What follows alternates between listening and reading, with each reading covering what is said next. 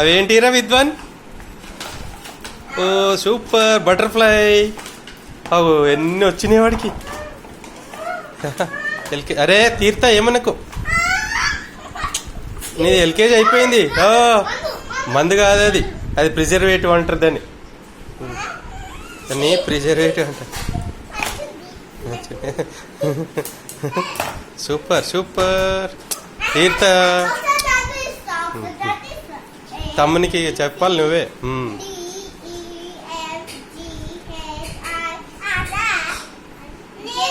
1 2 3 కూడా ఉన్నాయి రా అందులో. డక్కుల విద్వాన్ అది చూడు, అందులో 1 2 3 కూడా ఉన్నాయి.